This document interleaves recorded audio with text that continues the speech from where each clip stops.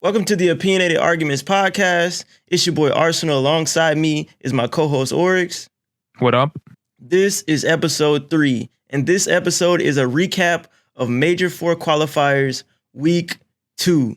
And we have one more weekend of action-packed COD left. But before we jump into the matches, how do you feel about these matches, Oryx? Yeah, man. I mean, a couple of big upsets. Probably a lot of teams changing on the rankings for this week. And yeah, maybe the new number 1 team in the league. Okay. Yeah, and before we hop into that, let's jump into the standings. So after this match, this is the standings after this match or after the matches that we're gonna go over. Here are the updated standings of the CDL. Optic is in 3rd place with 170 over LA Thieves after the dominant win. FaZe is in 1st, Ultra is in 2nd, NY is 4th, and then with the loss to Optic, LAT is in 5th, Boston Breach is in 6th, Seattle Surge is in 7th, Rokkr's in 8th, Vegas is in 9th, LAG is in 10th, Florida's in 11th, and London is sitting at the bottom of the standings in 12th place. So let's hop right into the matches. The first match that we're gonna go over and just give you the score. The first match that we're gonna go over is Boston versus London, and Boston 3-1 London, man. Pretty easy match. We don't really have to go over this one. The second match that we're gonna hop into is Florida versus Seattle, and the same thing with this match. Florida gets swept by Seattle. Pred. And hopping into the third match, we have rokkr versus NYSL. And for our pick'ems, as you can see right here, we voted rokkr to win 3-2, but New York ended up winning it 3-1. Skies played out of his mind. Cammy dropped a 1.6 in the hard point. And overall, NYSL just looks like a better team. Yeah. Yeah, so this series, rokkr had an upset hardpoint over a pretty good hardpoint team in subliners. I think Cammy had a really good map 1.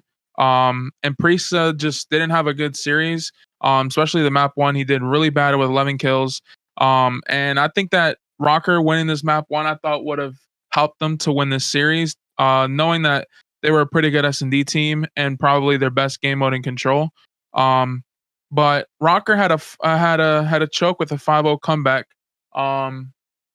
in S&D, which I don't know if Afro isn't a good S&D player, but Afro didn't really have a good match, and I think that he needs to go off as an S&D SMG player for this team, and it really comes down in S&D for the SMG to go off.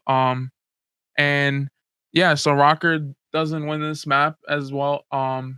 Which comes down to the control, and this is where Kismet goes off. I know you had him in your prize picks, and this is what he needed to do coming into the series, and I'm happy for him because he finally showed how good of an SMG player he is. And nowadays the objective player doesn't get seen as like the best player on the team, but he showed off and he came in clutch, which I think they needed that momentum because I think Subline is a momentum team. And it kind of shut down rokkr. But like I said, Afro once again, map 4 didn't play well and probably costed this team this series. And Kismet went off again. I mean, Kismet probably had the best series of this year against rokkr, and it kind of shows. He shut down Afro the whole series. So I think that I think rokkr is pretty good, but they needed this win, and Subliner shut them down 3-1. Yeah, and I was one thing that when I made my notes, I was looking at Skies. Skies stayed consistent throughout this whole series. Him and Kids went off on the control, and obviously Kids went crazy on the map 4. We had rokkr, like we said in the beginning, we had rokkr winning this 3-2, and I think we gave them a lot of praise from their previous match before.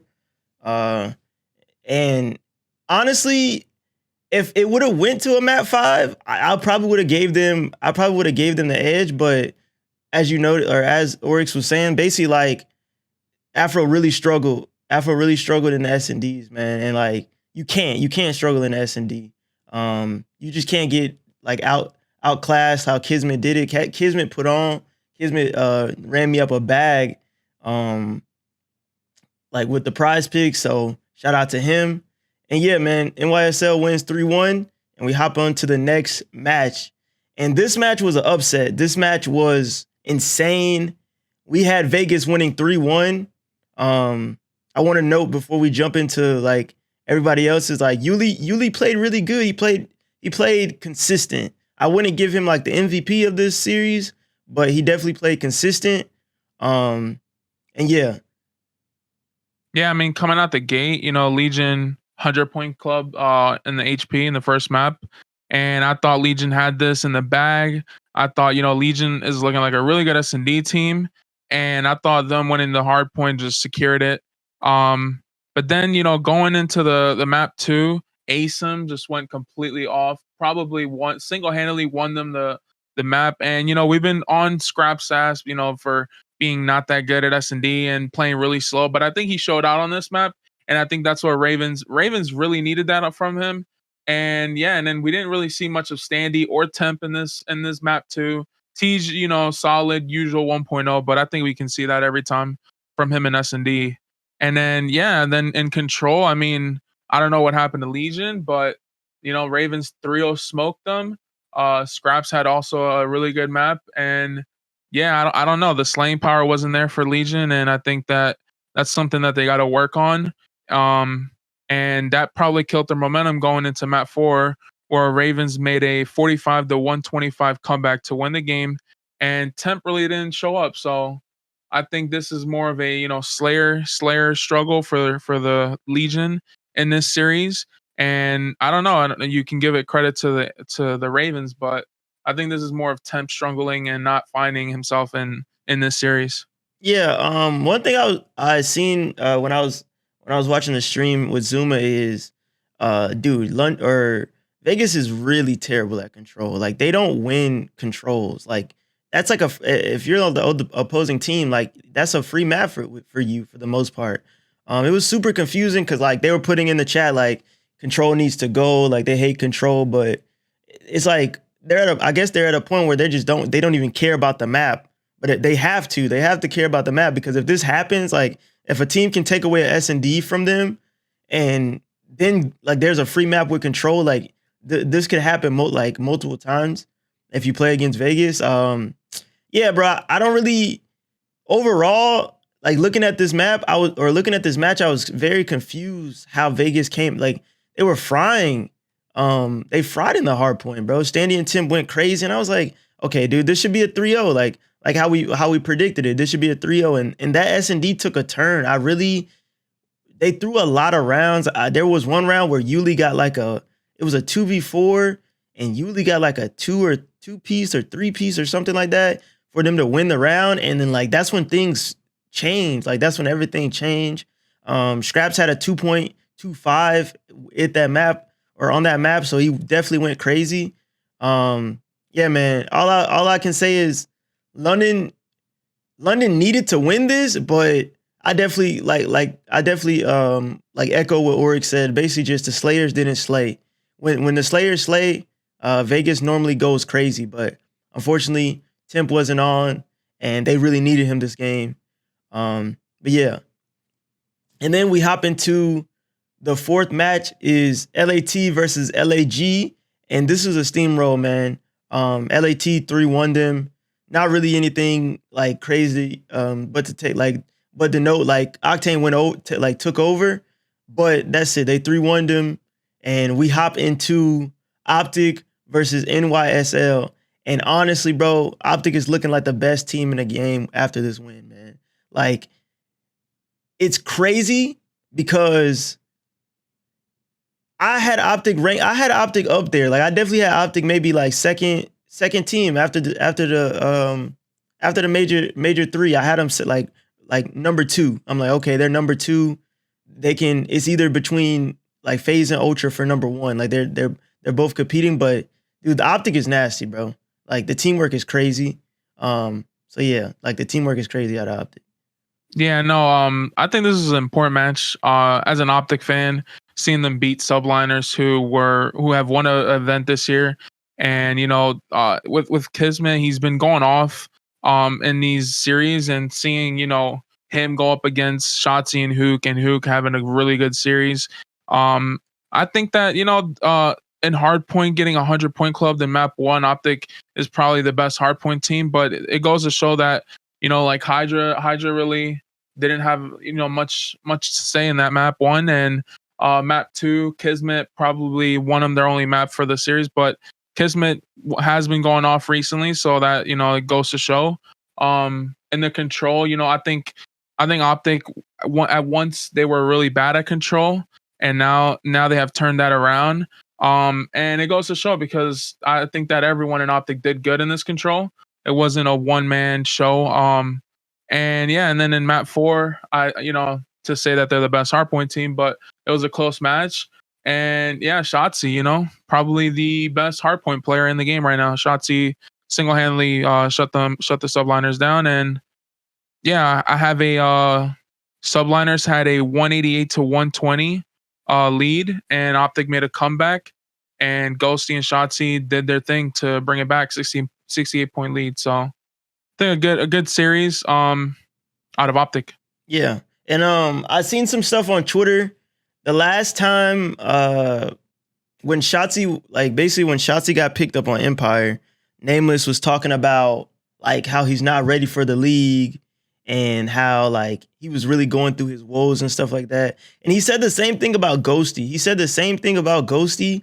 And Ghosty has shown, even after like the Major 3, if people weren't convinced that Ghosty deserved to be on the team, like his like in the comms, he's very vocal. He took the leadership role, and his presence is felt on that team. And I'm glad that people are really like starting to understand why Optic like took the risk and picked him up. But I really wanted to highlight, like you said, Shotzzy. I really wanted to highlight Shotzzy because he was fluid, bro. He was moving so fluid on the map. Just beautiful work out of him, bro. Like overall, he's been really in like a flow state. Every time you see him on the map, he's moving like effortlessly. He's getting 2s and 3 pieces. Like I think that last hard point they played, I think it was Hydro, and he was swimming, bro. He was swimming. He was getting spawns. He was popping 2, 3 pieces. So shout out to him. And we'll hop into the next match, and that is Atlanta FaZe versus Toronto Ultra, man. And honestly, bro, for me, this match or this was a toss up. I think I don't know who we had winning this. So we had FaZe 3 winning Ultra, but it was a close match. It was a close match, bro. They ended up winning. They ended up winning 3-1, or what is it? 3-1 or 3-2? Oh no! So we had it. Three. So We had them winning 3-2. yeah, we had them winning 3-2, but they beat them. They beat them 3-1, and it was crazy. MC took over the series 1.41. Hixie with a stinker, he had a 0.68, and yeah, man. Yeah, so yeah, this series was pretty close. I mean, besides the map one, Ultra kind of showed their dominance in hardpoint, and I thought going into this map one, I was like, wow, maybe Ultra, probably 3-1s them. Seeing that they might win both hardpoints and the control, but yeah, map one was a Scrappy show. I mean, Scrappy doing his thing like always, and he showed why he's probably the best player right now in the league. At least as an AR player. And yeah, and then on going on to map two, I think it was like a back and forth match, round 11, and Simp, we saw the BO4 Simp, the going off and clutching up in round 11. But the control was kind of lopsided. I didn't see much from Hixie, and I think we have to point that out. I think Hixie's on the downward right now. And yeah, and I think all of FaZe did good like always, but Hixie for sure has to step it up in this times, especially in the control, where you need like it's more of a slaying type game mode. And yeah, so obviously FaZe comes out on top. Kind of surprising, didn't see that coming from Ultra who's really good at control. And then map 4, where I thought maybe we'd see a map 5 if Ultra could bring it back. and win the Mercado. But yeah, I mean, Simp once again, I think he did really good. And I think we're getting the old glimpse of, BO4 Simp. And it went to show. I mean, once again, Hixie really didn't have a good map. Um, and I think this is what's gonna change from now on. And I think this is why Ultra isn't really a top two, top three team. Just because I think Hixie has to be more consistent. I think we get the same out of Hixie, out of Kismet, the same roles. And if Hixie isn't doing good, then Ultra isn't going to be winning. So this was probably a good win for FaZe. Don't think they're the best team, but I think they took down a pretty good team. Yeah. And one thing that I wanted to know is like in the control, Celium went off, and I've been paying attention to Celium and accuracy and control, and I wanted to figure out like who is better in control. Because accuracy has been like really going crazy for his team, and Cell has been doing the same thing. Every time there's a control, I'm used to seeing Celium being at the top or having the best KD. So I definitely wanted to like keep that on note. Like who do you think is better in Yeah, control?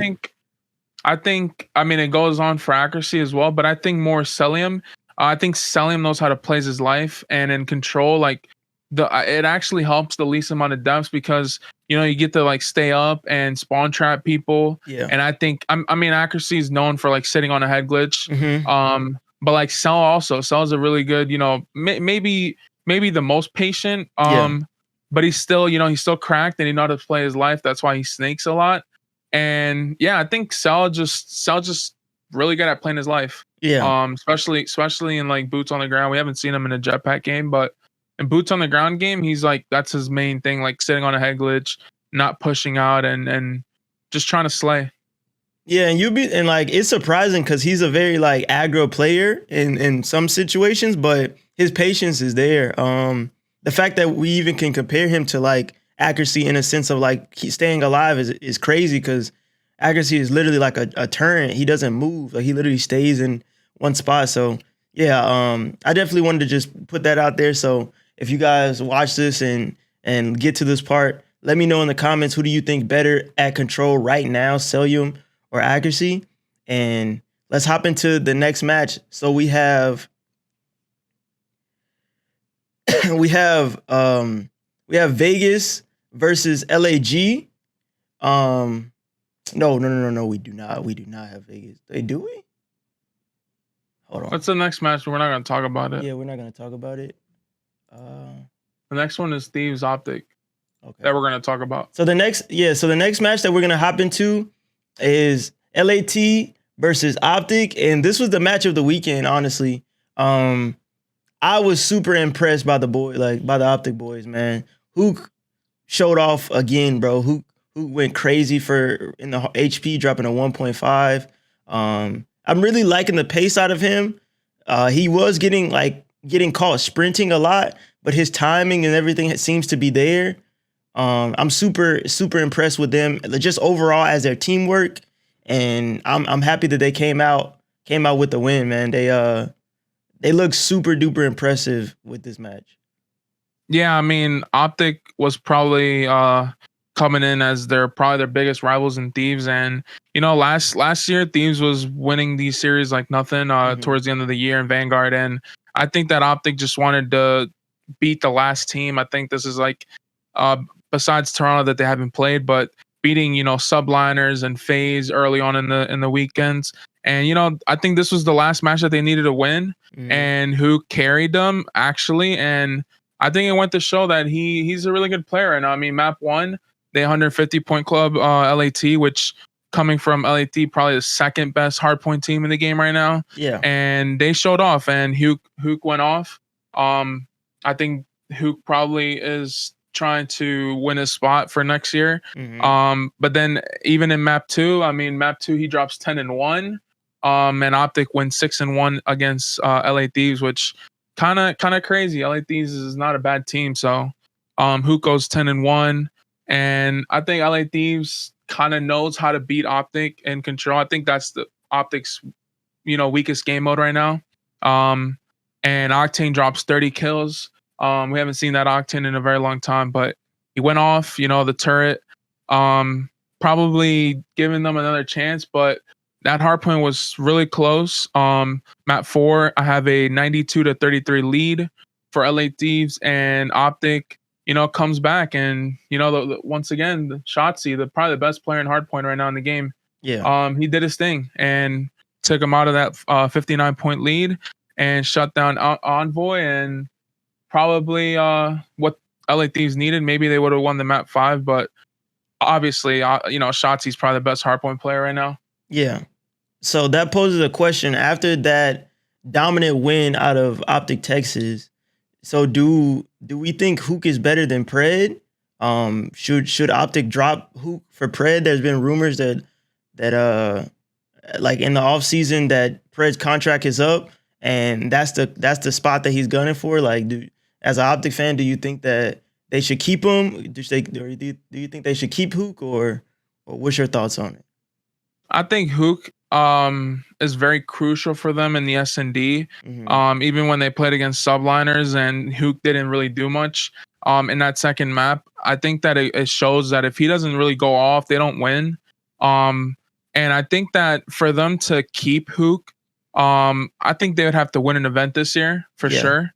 But I mean, Pred would bring more to the table, but I think Huke and shotzzy have a crazy chemistry right now. Yeah. And I think shotzzy likes playing with Huke. And I mean, obviously we've seen a different Huke in LAG. So I think this is like a second life, a second chance in the league for Huke. So I honestly would want them to win an event with Huke to, keep this team. But I think Huke is for sure showing off. I think he's doing his thing. And if he keeps this up, have another weekend. Maybe they do it. But I'd like to see an event win. Okay. All right, so those conclude the matches, and we're gonna hop into our pick'ems. I wanted to shine light on our pick'ems this week because, like in the first, like for the Friday, we kind of had some blunders. Just based off of, we were basing it off like recency bias. Like some of these teams came off swinging and they just played flat. But yeah, so we predicted the Boston 3-1 on the T. Florida, or we had Florida beating Surge. Surge came out swinging against Florida. We had Minnesota winning 3-2 against NYSL, and they 3-1 them. But we had Vegas versus London. This match right here is crazy. This match threw me off. This should have been a 3-0, 3-0, bro. But as we said in the matches, like they choked, they threw. But yeah, man, we got 25 points throughout this whole week, man. Week 2, we came out swinging with the predictions. Super duper dope. I wish we could have got the Vegas one right. I think we'd have had like 28 points or something like that, 29. But yeah, I think we went for the upsets on the Surge, Mutineers, and rokkr and subliners. We wanted an upset on those two series because we knew that the rest of the series going on in the weekend was pretty much clear. Who was the winner?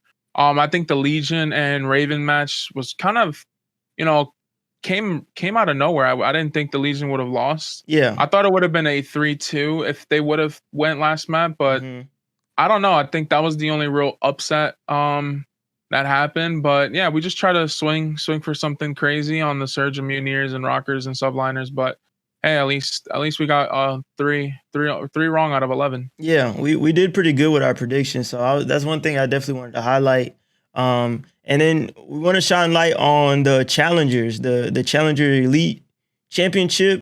All right, hopping on to challengers, we're going over the stage 3 playoffs, and at the moment we have Hive versus M7, and Hive roster consists of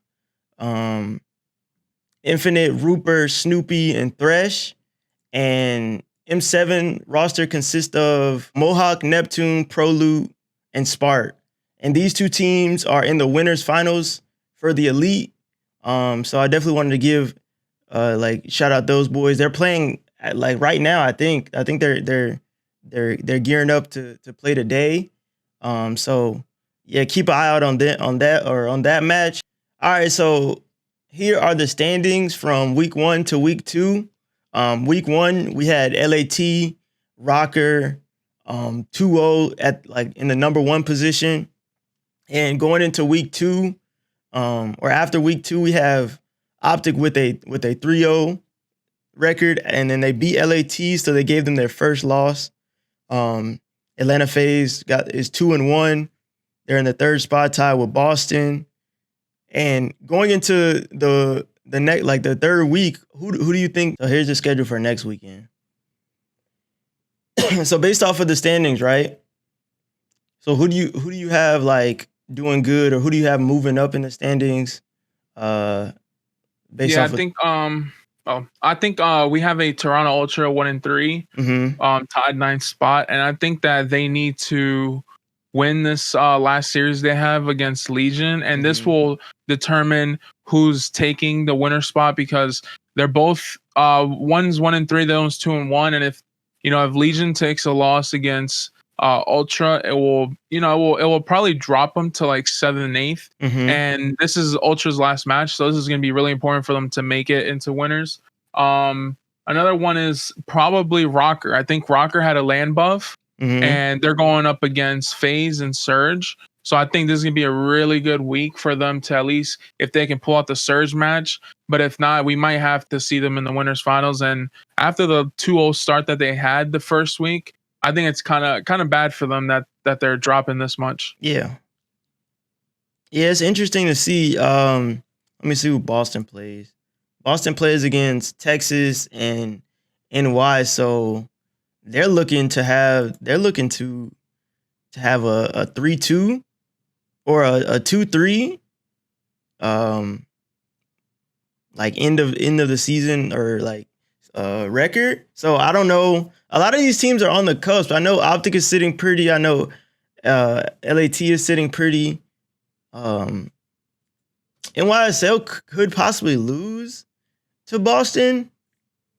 They're definitely beating London. So yeah, this 3rd week is gonna be interesting, man. I'm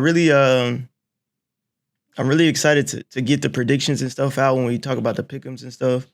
But yeah, do you have any team on, like, other than Legion, on like the hot seat? Do you have any team that like needs to win? I'd probably say subliners. Okay.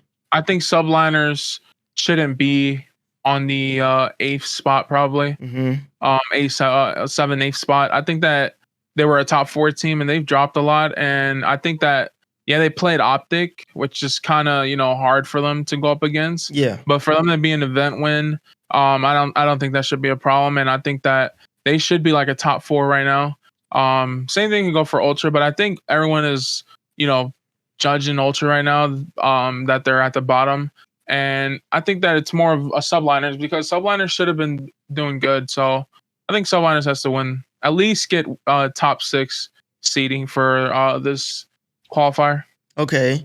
And since we, like, now I'm looking at this timeline, do you think LAG will be able to pull through for this, like, the end of the season, or you think like they're kind of in the blow it up type of phase of the team, or what? Yeah, I think LAG is probably chalked. I think with their situation, with their org, I think that at this point they're just playing so they don't get dropped into challengers. They'll probably have a spot next year, because there's only there's 12 teams. Somebody got to get picked up. But yeah, I think for their season potential of going champs, I think it's over. I think they're just playing just to fill in and get their paychecks. Yeah, that's, and like that was probably one of the biggest thing that stuck out to me, because like they've been sliding on the radar, like they've been underperforming a lot. The roster changes and stuff that they've been making, it just hasn't really, like, it didn't work out. Like they gave Huke to Optic for free, basically. And yeah, man, it's kind of sucks to see, because like I've seen a lot of people talking about RCDs today after the patch update. They're talking about, like, basically like the TAC got a headshot multiplier, like a buff, and then the VAS kind of got nerfed a little bit. So they were like, people were talking about like how this might help. But yeah, man, they're kind of in like a blow it up phase, and it sucks to see, because Alec doesn't deserve this. Like Alec's the world champ, and like he's not performing his best anyway. So yeah, that's somebody that like that I definitely wanted to get your opinion on that. All right, guys, thank you so much for checking out this episode of the podcast. We'll see you guys in the next episode of the CDL Prize Pick'ems. We're definitely gonna go hard because like last week we went crazy. I'm excited for you guys to watch that episode. So we'll see you in the next one. Peace. Goodbye.